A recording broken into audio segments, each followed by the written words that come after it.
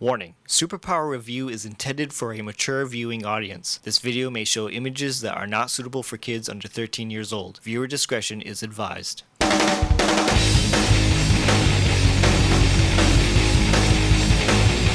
What's going on, everybody? It's Kevin Dean here for Superpower Review. And guys, I have a very special comic book artist on the show today. He is well known in the horror and sci-fi genres. His most notable pieces of artwork can be found in Hellblazer, Taboo, Tyrant, and Swamp Thing. My guest today is Stephen Bissette. How you doing, Steve? Hey, I'm doing well. How's everybody doing over there or down there? We're doing very good. Thank you so much for joining on today's show. I really appreciate it. My great pleasure. Thanks for asking. So let's get started. Why don't you tell a little bit about yourself? How did you get into comic books? I know that's probably a very cliche question to ask because that's the first question. I was born in 1955, so I was of a generation where comic books are everywhere. Even growing up in rural Vermont, little tiny town Duxbury, which is spelled D-U-X-B-U-R-Y. It was not Karl Barks's, Duck Village. Comics were everywhere. I had an older brother. I've got an older brother, Rick, and a younger sister, Kathy. My older brother had stacks of comics. His friends had comics. They were everywhere back then. So I would actually, I guess, answer your question, Kevin, by saying, as a kid growing up in the late 50s, early 60s, it was impossible not to be into comics. Right. So now you grew up in, with the 50s and the 60s. And those were the comic books that, more or less that you picked up. So would it be safe to say, since you're so much into horror, did you pick up any pre-code horror when you were a kid? There was no horror around when I was a kid. Seriously, okay. There were no horror comics. The first horror comic I ever bought was, and you're going to laugh, there was a company called Gilberton that published Classics Illustrated, and Classics Illustrated were everywhere. Gilberton kept they were I think they were the only or one of the only companies to keep their comics in print. So it probably would have been, the Classics Illustrated Frankenstein was probably the first horror comic I ever saw. Now, technically, that is a pre-code because they published that comic originally in the 40s and kept it in print without revising or redrawing or rewriting it. So, that was the first pre-code I ever read. I didn't see pre-code horror comics until I was a teenager. The first horror comic I ever bought off the newsstand with my own money was probably John Stanley's Tales from the Tomb and Ghost Stories #1, which both came out in 1962. They were Dell Comics, and Dell Comics had not subscribed to the Comics Code. So those two comics scared the bejesus out of me. I loved them. And they're still two of my all-time favorite horror comics. And now, so when did you realize, hey, you know what? I really like this. Maybe I should pursue art. What got you into that? I was one of those kids that was, always drawing. I've told this story before. The first time I ever drew something where an adult, I remember it being my father looking over my shoulder and going, "Hey, Stevie drew a dinosaur," and something I drew on paper, an adult recognized what it was. That's when, boom, the light bulb went off, and I never stopped drawing. Drawing was something that was really weird to my dad. It didn't make sense to my dad. He was very blue collar. I grew up in a military family, but he was supportive. He would bring home, I remember Dad coming home with rolls of butcher paper, and that's what I would draw on, And my mom would buy me tablets, those blue line tablets, and those spiral notebooks a little later on, and I just drew all the time. I guess, you asked me about comics, Kevin. What really got me into drawing monsters and horror, though, was Famous Monsters of Filmland. Because I was also of the generation that had monster magazines. Those monster magazines I loved more than comics. And the other thing that got me drawing was my next door neighbor, my best friend, Mitch Casey. Mitch Casey was the first person I ever saw draw a comic. He folded a couple of sheets of paper. He folded them and made, what we'd now call a mini comic. And he drew this comic called Attack of the Giant Tsetse Flies. And I was like, whoa, you know, when you're a kid growing up with comics back then, you didn't really think about, you know, people made these things. It That's was true. just sort of in your environment, and just like you'd watch TV shows and you'd watch movies on TV, and you didn't really think about that people made these things. You're right, right. It's so true what you just said, because, you know, there was one time where my wife was like, you know, why do you like these things? Why do you like these things so much? Well, it's like, well, you know, I'm connected to the characters, and you gotta realize, and a lot of people who don't realize that there's just so much time and effort that goes into making these comic books. Yeah. I always say to people who have never tackled it, you know, it looks easy, but try it. I mean, it's like ballet. That looks easy too. Try it. You know, comics is a really complex process, and it takes a lot of time to make a comic. Now, what was your first published piece in your career? My first published piece was actually not a comic. It was some sort of diagram that I cartooned for the town of Waterbury, meaning Waterbury, Vermont, town report. And it was something concerning housing in the town of Waterbury, because I remember I drew these little ramshackle buildings as the buildings. I did them like shacks. And it was also very controversial because I drew an integrated community. I had to draw little Picto people, and I had one or two black people. And that was apparently controversial when they were published the town report. And Edward Finn, who was the town clerk, said, "Steve drew it, it stays in."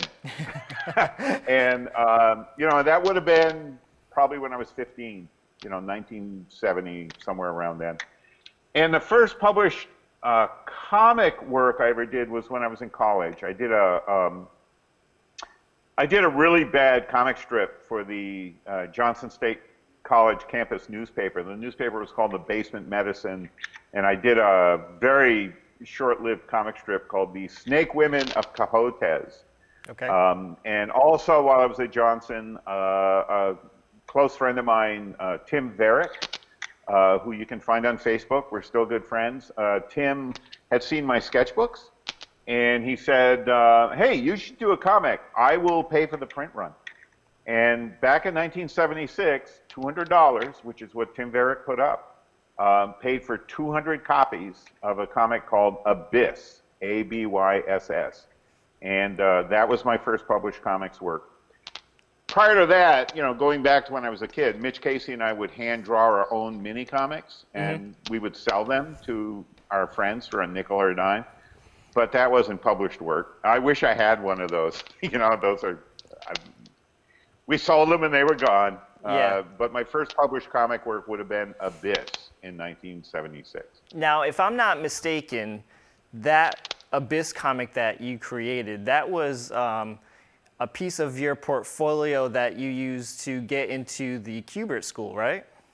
That was the portfolio. I had a copy of Abyss, the printed book, and I had a story I was working on that I had lettered, and I was doing the artwork with ink wash, gray tones. And that was a story called Cell Food. And it was based on a short story I'd written in a creative writing class when I was in high school.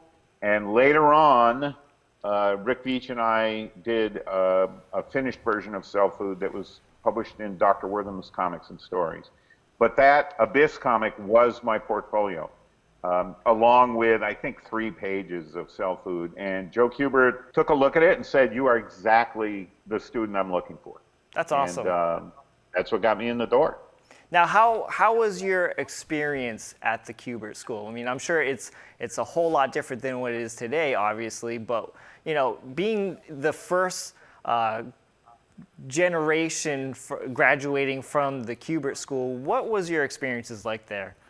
It was incredible. I mean, it was incredible. It was we were in a pretty idyllic little setting in Dover, New Jersey. It was the Baker Mansion, which set up and apart from the town of Dover. It was in this residential area, but even then it was up on a hill, and had its own little, estate, its own grounds, beautiful giant trees that we used to climb that were behind the school.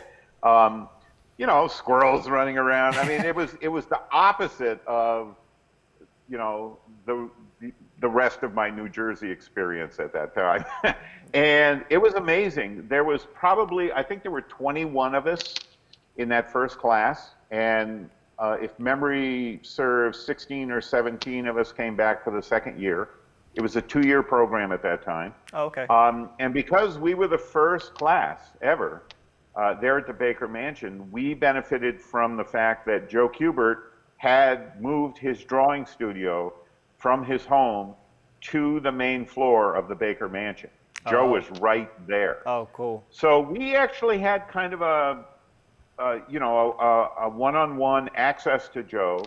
That meant after hours, Kevin, when we would go back over to the school to work on homework or drawings or jam on something, Joe was usually right across the hall with the doors open to his studio, playing classical or jazz music, FM radio, and was working. If the doors were closed, we knew you don't bother Joe. If the doors were open, it was okay to go in and see what Joe was doing or to try to strike up a conversation. If he couldn't do it, he would let you know politely. But we had this, free flow access to Joe and this relationship with Joe that changed very much the second year. Because once the second year came around, there was another whole class coming in the door. So there's twice the number of students. Joe and Muriel are now into their second year of running the school, so it's very different. And Joe pulled his studio out of the building either the second year or the third year. So it was pretty unique. Also, we were really a tight-knit group. And I have nothing but love and affection for that group I was part of, and I'm still good friends with most of them, those of us who have lived on into the year 2020. Well, yeah, I'm sure you guys have to stay, a tight pack because you guys are the first generation, you know what I mean? Well, everybody also, not everybody went into comics. A lot of our classmates did not pursue a career in comics. It's a hard way to make a living. It is not an easy way to make a living.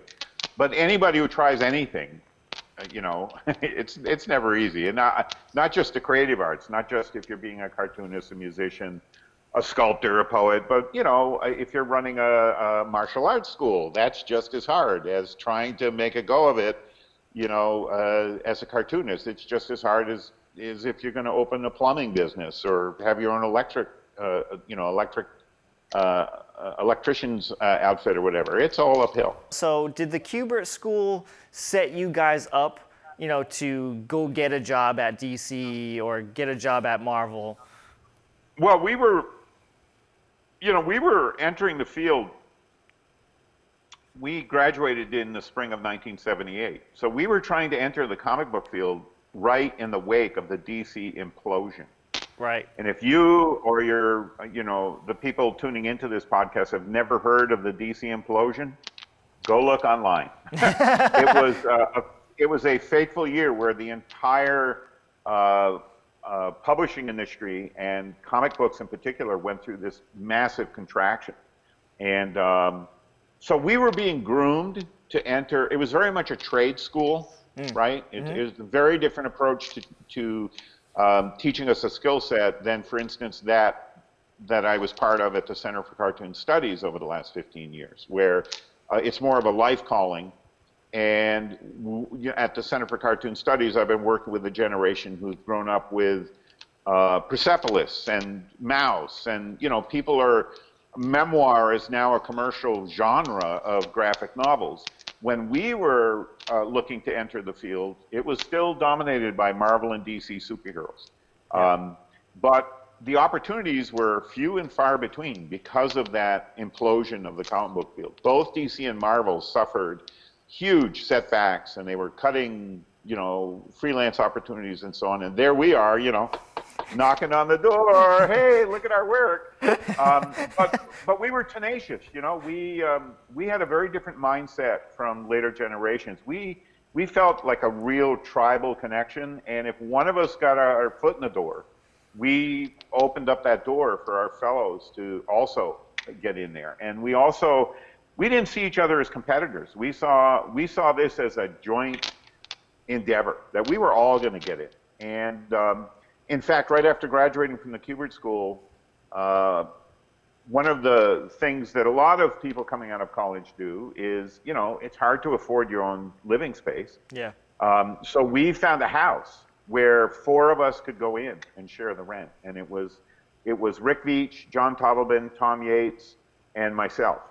And one of us could make the rent every month. Some months we were carrying our compadres because one of us got a gig and the others didn't. We also would jam and help each other make deadlines. That's one of the reasons there's so much free form between my work, Rick Veitch's work, Tom Yates' work, John Toddleben's work. And it was a real collective, endeavor. And so yeah, we made our way that way, but we didn't make our way in, to go back to your question, Kevin, it wasn't DC and Marvel opening the doors to us. Right. In fact, we found out that the doors were closed to Kubert School students at DC for a number of years. We didn't know that at first, and Joe didn't know it. Wow. We were going up for job interviews and couldn't get a gig. And meanwhile, I was one of the first to go up to Heavy Metal magazine. Yep. And one of my first freelance accounts was with Heavy Metal magazine. I was selling work to John Workman, who was the art director up there, and Scholastic magazines. They were publishing these magazines that they were selling into the school systems, middle school, junior high, high school.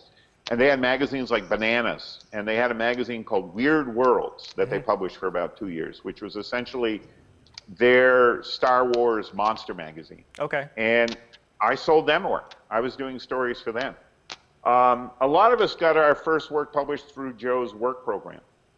If you were on top of your school assignments, Joe had a work program, and sometimes it meant you were on a team putting together ads for Heroes World, selling all those crazy Marvel and DC tchotchkes, Spider-Man squirt guns, Captain American motorcycles, that kind of thing. Yeah. Sometimes it meant you got a shot at doing a story for the backup of Sergeant Rock comics, which Joe Kubert edited. So Joe had enough autonomy that he could assign backup stories to students. And that's how a lot of us got our first pro work published in a 4-color newsstand comic book. Myself, Rick Veitch, Tom Yates, Jan Duursema, Tom Mandrake, Tim Truman, Kara Sherman Torino, Ron Zalmi. There was a whole run of us who our early work was in the back pages of those Sergeant Rock comics from 1977, 78, 79. I'm sure that Joe was one of your huge inspirations. Are there other comic book artists that really inspired you or mentored you? Oh, yeah. I have a holy trinity. There were 3 cartoonists whose work really inspired me, and those people were, and this is work I read growing up. This is before I was at Kubert School. And the 3 were, in the following order, Sam Glanzman, who just passed away a couple of years ago. Mm-hmm. My all-time favorite cartoonist when I was a little kid was Sam Glanzman. He had a drawing style that everything looked alive to me. And when Sam drew the woods, or he drew a lot of war comics, the Pacific Theater of War, it looked real to me. It felt real. And Sam was the first cartoonist whose work I copied, and tried to emulate. The second was Joe Kubert, and it was completely a happenstance of fate and luck that I happened to be in the right place at the right time when Joe and Muriel opened their school, and I got to study under Joe Kubert. But Joe's work, I grew up with those Hawkman comics and Sergeant Rock and Enemy Ace. Yeah. And by the time I was in high school and college, Joe was doing Tarzan of the Apes. And I loved Joe's work.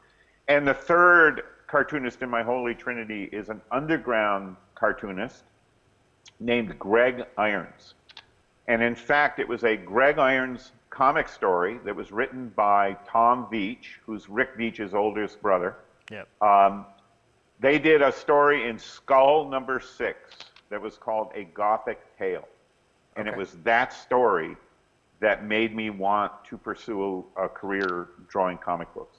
It was the only comic story I'd ever read that I had such a visceral reaction to. Like, it so freaked me out that I dropped the comic book. Wow. I turned the page, and it was like there was a scorpion in my lap, and I dropped the comic book. And my first thought was, I want to do this. I want to do this to other people. Now, I know that you also studied film in college as well. Is that correct?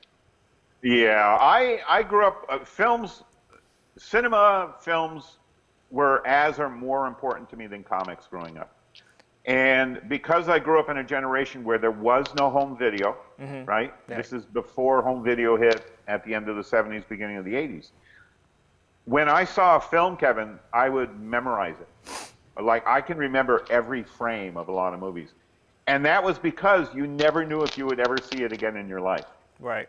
This is when I was of a generation where we would comb the TV guide, looking for movies that we'd read about in Famous Monsters of Filmland, praying that you'd get to see them.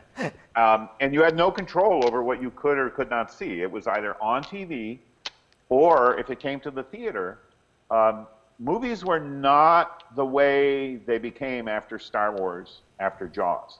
Movies didn't open everywhere in America the same weekend. When I was growing up, movies would, like Disney movies, would open in the country.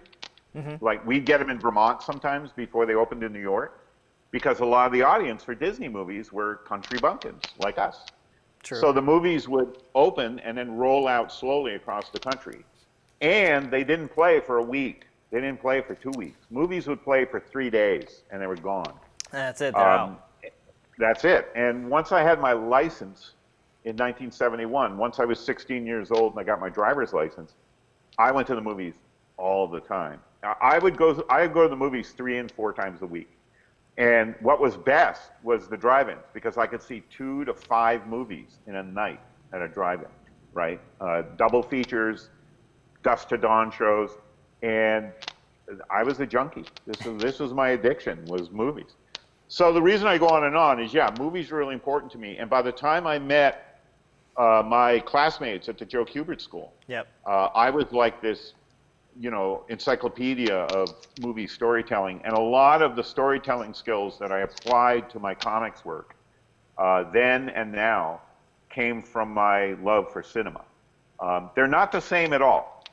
Storytelling in cinema is very different from storytelling in comics. Correct. But a lot of the storytelling knowledge that I derived from a lifetime of watching movies definitely informed my approach to comics and how I love to tell stories. So let's kind of break down. What are some of the elements that you use in your film studies to help you create, your comic book art?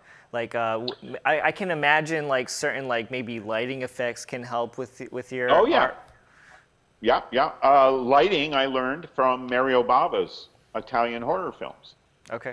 His black and white movies like Black Sunday from 1960 was one of the traumatizing, formative experiences of my growing up. It was a horror movie that terrified me.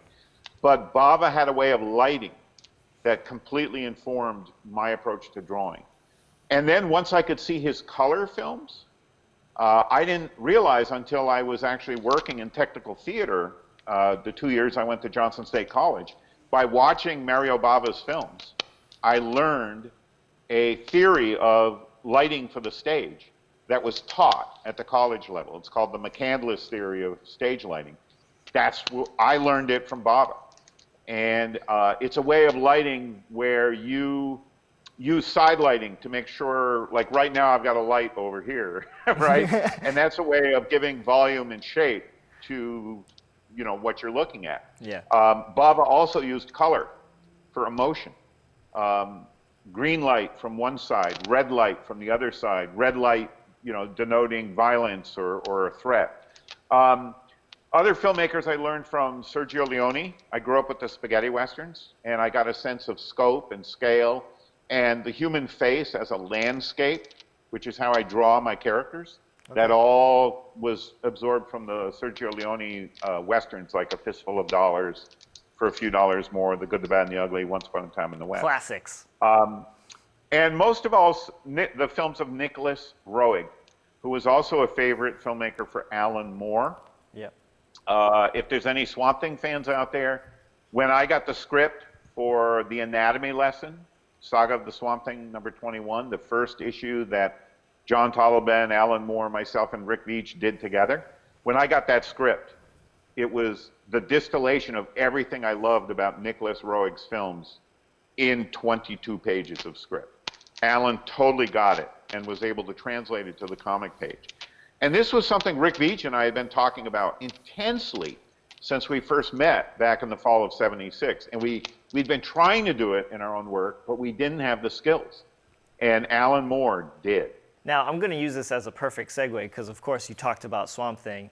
And, go for it. And as you can clearly see, I am a huge fan of Swamp Thing.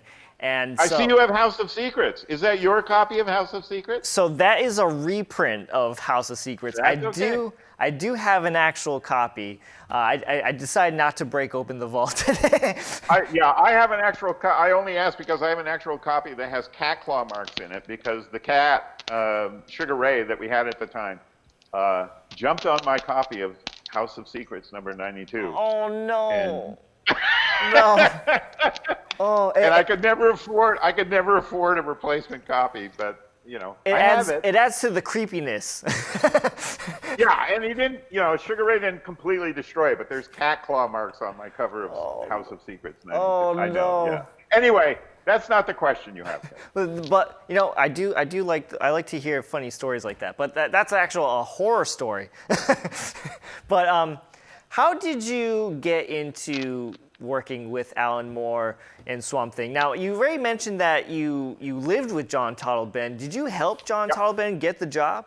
Out of all of us, John Tolliban was the one who loved Swamp Thing. When Rick Veitch and I first met John was part of the second class at the Kubert School. John started at the Kubert School in the fall of '77.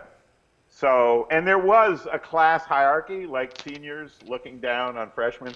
But John, we instantly bonded and became friends. And John also, he could draw circles around all of us. John came to the Kubert School with just an amazing classical training as an artist. Brush and ink, pen and ink, painting. John came in with just an astonishing skill set as an artist. And he had a real vision. And Bernie Wrightson was one of John's heroes, along with Virgil Finley, one of the great pulp illustrators, and Franklin Booth, one of the great pen and ink artists. But John was the one of us who loved Swamp Thing. Swamp Thing was like his favorite comic. And Swamp Thing was like his favorite character. And even though Tom Yates, one of Rick's and my classmates from the first year, was the one who actually got the gig to pencil and ink Swamp Thing when DC revived the title in 1981, 82, it was John that really, really, really loved Swamp Thing. So when Tom Yates got the gig in 82, 81, I think, is when Tom started on Swamp Thing. We were still helping each other, right? So from Saga of the Swamp Thing #2 on, without credit, there are examples of John Tolliban's work and Rick Veitch's work in those Tom Yates issues of Swamp Thing. Like, Tom would need help to make his deadlines. Rick Veitch was shuttling between his home in Vermont and the apartment that he still had at the house that we'd all shared in New Jersey. And when Rick was in the area, he would go and spend a day or two with Tom and pitch in on whatever pages were on the board. And John Tolliban was also still living at the house in New Jersey. And John would pitch in on pace. So there's a lot of organic hands-on John Tolliban, Rick Veitch, starting with Saga of the Swamp Thing #2. And I would pitch in occasionally. I lived only in Vermont. I had moved out of New Jersey by then, and I was living in Vermont. Tom would reach out to me now and again. Like, I laid out Saga of the Swamp Thing #8, which is this issue that Marty Pasco wrote. Marty Pasco was the writer on Saga of the Swamp Thing at that time. And Marty did an issue involving a lost island. And there were dinosaurs in it. And Tom knew I would love to work on it. And he figured, oh, I'll get Steve to lay out this issue, and it'll look different than my work. And Tom and I meshed. We had jammed on stories together. I had scripted stories for Tom before that.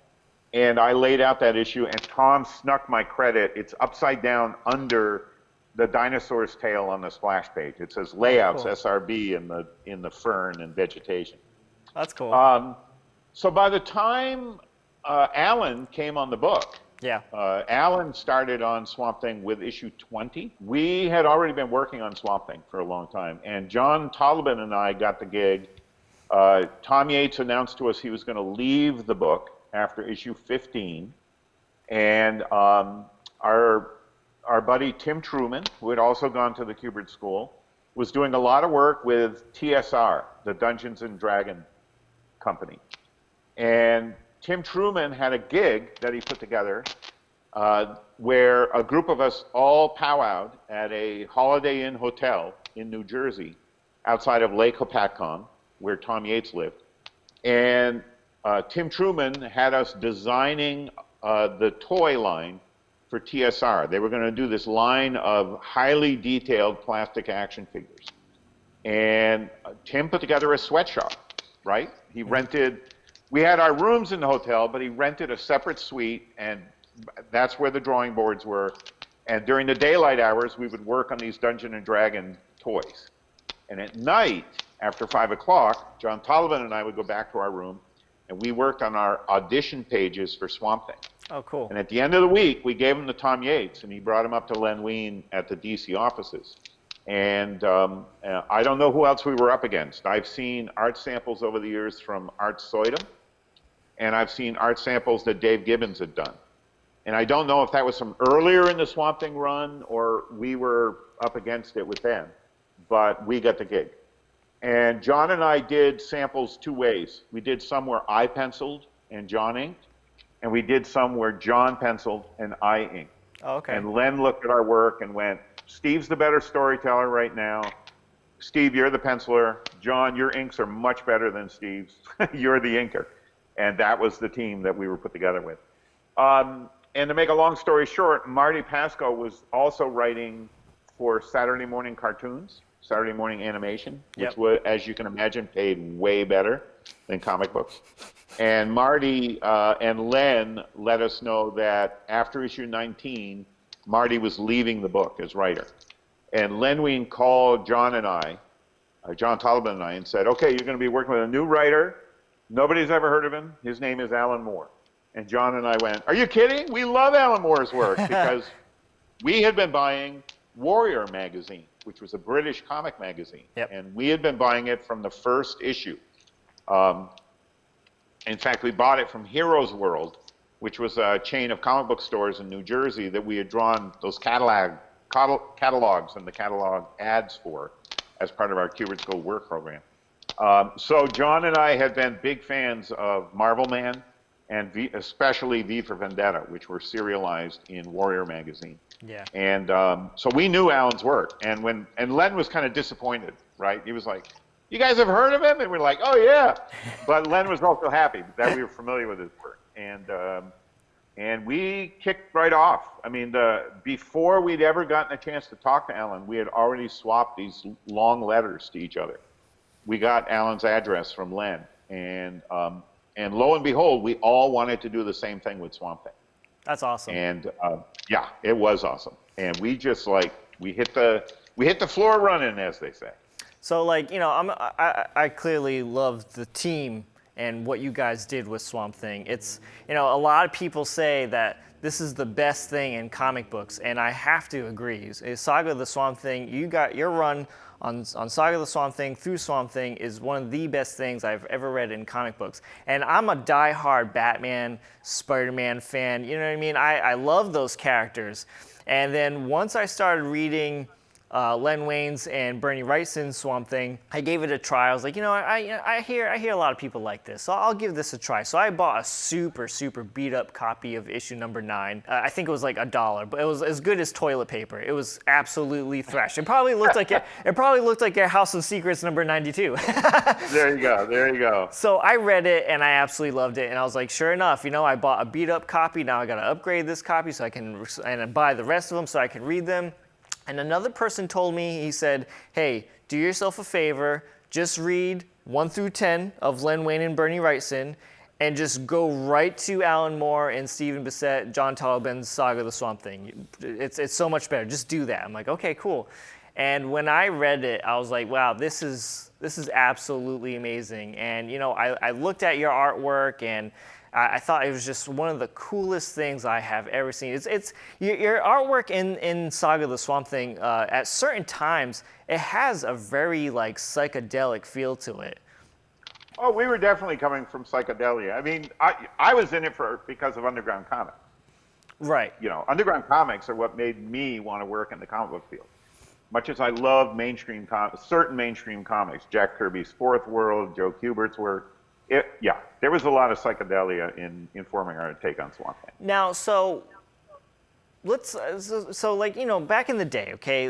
I kind of want to maybe get educated on this and try to help educate others who are watching right now. How long did it take from writing to drawing and inking that one issue? How long would it take, roughly? Well, it had to all happen in 4 weeks. Wow. We had no choice. I mean, it was a monthly book. So everything had to happen in 4 weeks. It took me 5 weeks to pencil an issue. Do the math. I was always behind the 8 ball, right? Wow. Always behind the 8 ball. But, and, Kevin, this is before digital media. Of course. There was no internet. Of course. There was no email.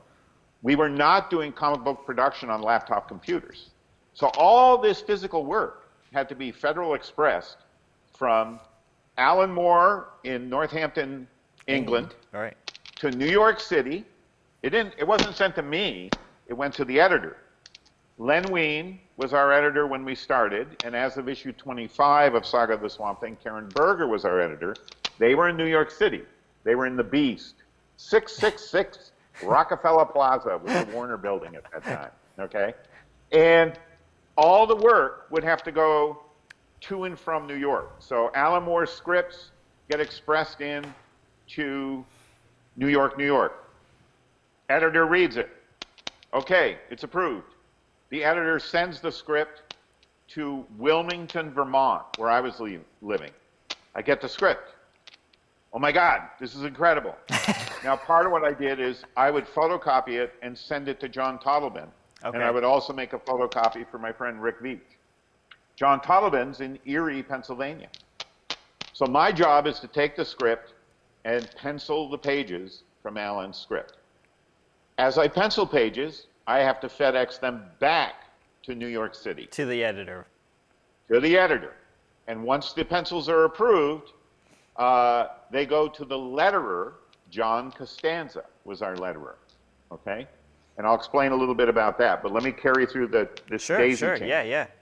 So penciled pages, once they're lettered, go back to New York. I believe John Costanza would actually go up to the office, pick up and drop off, but I don't know that for a fact. I believe John Costanza was in New Jersey. Then the pages get shipped from New York to Erie, Pennsylvania, where John Totleben lives, and John inks them at that point in time. After John inks them, he has to FedEx them back to New York City, where DC's production department, once the editor approves the inked pages, photocopies them, and Tatiana Wood, our colorist, would go up to the DC offices, pick up the pages, and Tatiana would color the issue. Also, and this drove Len Wein nuts, and this drove Karen Berger bugfuck. I did not draw page 1, 2, 3, 4, 5, 6 up to page 22. I worked out of order. Okay. The reason I worked out of order is Alan Moore would set up in his script certain things at the beginning of the story that would resonate at the end of the story. So I would draw the pages in the order that made sense to me to finish the work as quickly as possible. Gotcha. Okay? Yeah, makes sense. And, well, it makes sense to you, Kevin, but it drove my editors nuts. They wanted it in, linear order, and I was not working in linear order. And early on, established with Len, look, Len, this is how I work. If it doesn't work for you, take me off the book. And he was like, no, don't get off the book. This is working. Now, I also, because we had learned lettering at the Kubert School, I also had some of the original art that Tom Yates had given me. He gave me a page from, one of the issues that I laid out, Swamp Thing 8, number 8, and I think I drew a golem. I penciled the golem for number 13. So I had original art pages, so I knew how big John Costanza's lettering was. And when I laid out and penciled my pages, I put in the word balloons and captions. That was part of my layout, Kevin. Right. And it's very important, because captions and word balloons lead the eye. They are just as important to the artwork as anything that's drawn on the page by the artist. True. And I would pencil in very lightly from Alan Moore's script, every word of that script. And John Costanza liked it because he didn't have to resize it. I was doing it to his specs. So it became part of the workflow that it was okay that I was doing this. I also would sometimes ink sound effects. I'd pencil them on the page, but I'd also ink them so that they were permanent, they were there. And I also would sometimes pencil story titles. There was a particular lettering font I really liked. If you go back and look at Swamp Thing, you'll see this lettering font. And it's a lettering font from the old spaghetti western movie posters. Okay. It's the lettering font from A Fistful of Dollars and For a Few Dollars More. And I love that look of that letters, and it looked like, it was appropriate to a horror comic. And so sometimes I would ink in the title lettering as well. And that was okay with my editors, and that was okay with John Costanza. I'll have to keep an eye for that. That's how we had to do it. That's how we had to do it back then. It was all physical media that we were moving through the mail, through Federal Express, through UPS, and this workflow never stopped, okay? If I was too late with an issue or falling behind, we would schedule who was going to pencil the next issue. That's why there's fill-in issues. And Karen Berger orchestrated this so that when there was an issue like Pog, which Sean McManus did the art for, we could plan for that. Right. And Karen could make sure that I had the script for the next issue, and I was working on it as Sean McManus was working on the Pog issue, for instance. So it was a real pressure cooker, and it never stopped. That was one of the things about freelancing that was crazy making, is it never stopped. See, now, I didn't realize you only had 4 weeks, because I thought, again, that these issues would have been planned out. And so it's like, okay, we have issue 22, for example, out right now. Here is, we're going to be working on issue 23 and such. This was real seat of the pants stuff, Kevin. Here's an example. Alan Moore scripted what was going to be Saga of the Swamp Thing 29. It was going to be part 1 of the Nuke Face papers. Okay. And the Nuke Face papers, by the way, was actually a character created by John Totleben. Nuke Face was a John Totleben creation. This toxic waste drinking wino who can drink toxic waste and it doesn't kill him, it like preserves him.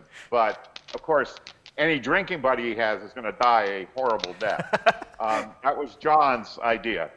So Alan turned in a complete script for number 29. Karen Berger read it and went, this is a good script, but we're picking up readers, our sales are going up, and it's too slow paced. And she called Alan and said, this is a good script, we'll use it down the road, but I need you to write a new issue. Okay. Right? And Alan's like, and he wrote Saga of the Swamp Thing 29, the issue that lost us the comics code, in like 2 days flat. Pulled it out of his ass. Sent it in. Karen goes, perfect. Sends it to me. I pencil it. So for Alan, that meant that while he was juggling work on V for Vendetta Watchmen, Green Lantern backup stories, all the other work that Alan had, week in, week out. He had this sudden setback of having to rewrite an issue of Swamp Thing out of the blue. And we didn't know that he was going to write that issue until it was written. And if you've read that run of Swamp Thing, that's the beginning of the whole story arc that ends up with Abby in hell and Swamp Thing going down to hell to rescue her. That all started because Karen Berger looked at Nukeface and went, nope, too slow. Huh. We did later do Nukeface, and that meant Alan was suddenly one issue ahead with the schedule because the script was already done. Right, right. But you know, this is how seat of the pants all this was.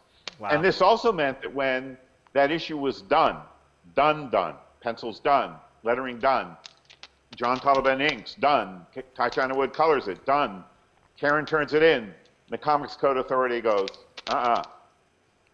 right? We're not giving the code seal approval to this.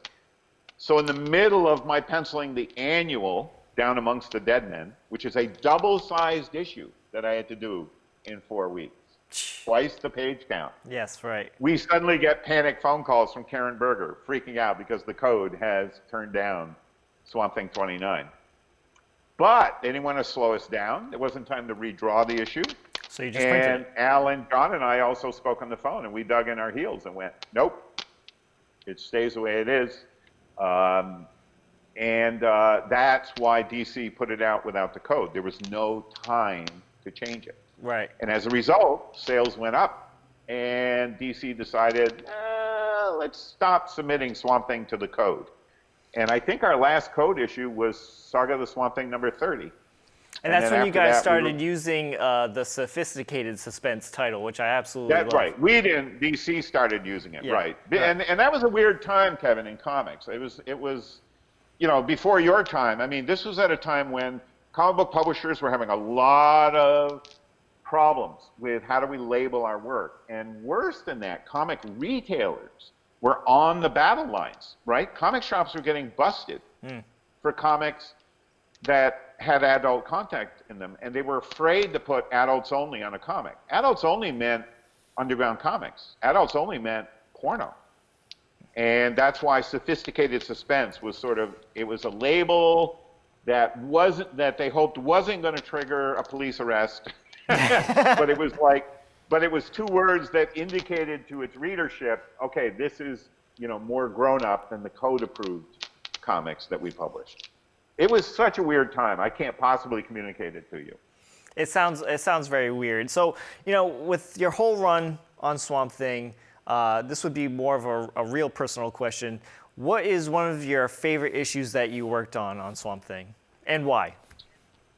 Well, my favorite issue remains the first one we did together, Anatomy Lesson, Swamp Thing 21. I think it's one of the best comic stories I've ever had a hand in. All four of us worked on it, right? It was me, John Taliban, Rick Veitch. We were working from an Alan Moore script. John Costanza and Tatiana Wood were the creative team. It was also, we were still working with Len.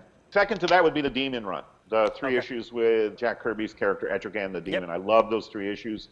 And it was also 3 issues that I did essentially by myself. I had an assistant at that time, a young cartoonist named Gary Johnson, who was living in the Greenfield, Deerfield, Massachusetts area.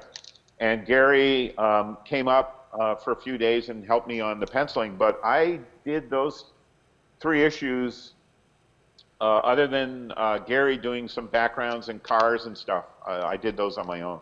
And I really love that storyline also because it was one of the plot suggestions that John Taliban and I had sent to Alan Moore that Alan went, yeah, I'm going to do this. And he, you know, what he worked up from it was way beyond the nut of a story idea we had sent him.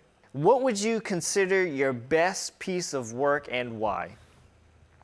Best piece of work in comics? It doesn't have to be comic book related. It can be, you know, having Spider Baby comics or your well, okay. The best work I've done are the 2 books that just came out this year. As a writer, okay, I did a book called I did a midnight movie monograph for a British publisher named Electric Dreamhouse, and it's a book called David Cronenberg's The Brood. It's 660 pages about one movie. And it is the deepest dive into the kind of pop culture analysis I love as a writer. And I also did a book that was published in the UK called Studio of Screams. I'm one of 5 authors on the book. Okay. The other authors are Stephen Volk, Mark Morris, Tim Levin, Christopher Golden, great novelists, and I got to collaborate with them on that book. In terms of comics, I'm proudest of Tyrant. I think it's the best thing I've ever done. But I know the work I'm going to be remembered for is right behind you, Kevin. It's the Swamp Thing. Yeah. And I'm fine with that too. I'm really proud of the work that we did on Swamp Thing. Last question for the interview. What piece of advice would you give an artist today, especially if they're trying to break into the comic book industry? So my main advice is understand where you want to go with your work and go there. My friend Neil Gaiman once said to me, when I was seeking career advice from one of the most brilliant and most diplomatic people I know, Neil said, I kept the mountain in sight that I wanted to climb, and I tried to just stay on the path that was going to get me up the mountain. He tried not to take detours, tried not to get derailed. And I think that advice holds true. There are gatekeepers all over out there, young creators. Find ways to do the work you love. Find ways to get the work you love out there. And there are many, many, many, many paths. Don't get it in your head that you've got to be published by DC Comics or you're a failure. Don't get it in your head that unless you get your 500-page graphic novel out there, you're a failure. Start with bite-sized bits. Start by doing what you can realistically do. Get it done, get it out. My generation were lucky. There were still comics that collected stories. There were still anthology comics. You look back at my career, and I was selling 4- and 5-page stories long before I was tackling anything like Swamp Thing. And you learn as you go. Yeah. And if you cannot tell a story in 3 pages, you probably cannot tell a story in 6 million pages. So learn how to tell a story and do what you love. Well, Stephen, I think that was fantastic advice. I want to thank you so much for being on the show today and making a great memory for myself. Hey, I'm happy to come back anytime if you need me again. And Kevin, thanks for asking me on, and I look forward to seeing your other podcasts. Yeah, so I would love to have you back on. But guys, that is going to do it for today's video. I definitely want to thank you for watching today. And if you liked anything that was said in this video, if you thought it was insightful, be sure to smash that like button, comment some feedback in the comment section down below, and lastly, subscribe to the channel to show your support. That's going to do it for today. Thank you so much for watching, and I'll see you guys next time.